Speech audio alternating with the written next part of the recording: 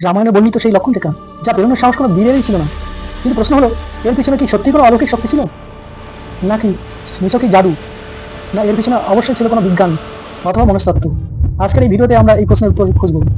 নমস্কার বন্ধুরা, স্বাগত জানাই আপনাদের বঙ্গরঙ্গ চ্যানেলে। রামায়ণের কাহিনী আমরা সবাই জানি, কিন্তু লক্ষণরেখা আসলে কি ছিল? আজকের ভিডিওতে আমরা এই প্রশ্নের উত্তরই খুঁজব। চলুন শুরু করা যাক। ভগবান রাম বনবাসে গেলে সীতা মাতার নিরাপত্তার জন্য লক্ষণ একটি রেখা আঁকেন। এই রেখা নাকি এত শক্তিশালী ছিল যে কোনো অসুর বা দুষ্কৃতী তা অতিক্রম করতে পারবে না।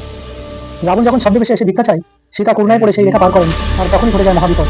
কিন্তু প্রশ্ন হলো, একটা সাধারণ রেখা কিভাবে এত শক্তিশালী হতে পারে? কিছু গবেষক মনে করেন লক্ষণ রেখা কোনো জাদু ছিল না। তখনকার সময় এমন কিছু বিশ্বাস উদ্ভিদ ছিল যেগুলি মাটির সঙ্গে মিশিয়ে তৈরি করলে এক ধরনের প্রতিরোধক রেখা বানানো যেত। এই গন্ধে মানুষ তো দূরের কথা, বন্য পশুরাও কাছে আসছে না। সম্ভবত লক্ষণ এমনই কোনো ভেষজ মিশ্রণ ব্যবহার করেছিলেন। এটা ছিল প্রাকৃতিক সুরক্ষার ব্যবস্থা।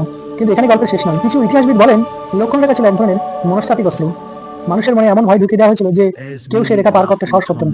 এই ধারণাটা হয়ে উঠেছিল এক ধরনের সাইকোলজিক্যাল ব্যারিয়ার, অর্থাৎ রেখার শক্তি ছিল মানুষের মনে ভয় ও বিশ্বাসে সবচেয়ে বড় নিরাপত্তা। আপনার কি মনে হয়, বিশ্বাসের কৌশল নাকি মনস্তাত্ত্বিক ঢাল? লক্ষণ রেখার এই রহস্য আপনাদের কেমন লাগলো? কমেন্ট অবশ্যই আপনার মতামত লিখুন। ভিডিও ভালো লাগলে লাইক দিন, আর নতুন হলে অবশ্যই সাবস্ক্রাইব করুন। বেল আইকন চাপতে ভুলবেন না কিন্তু।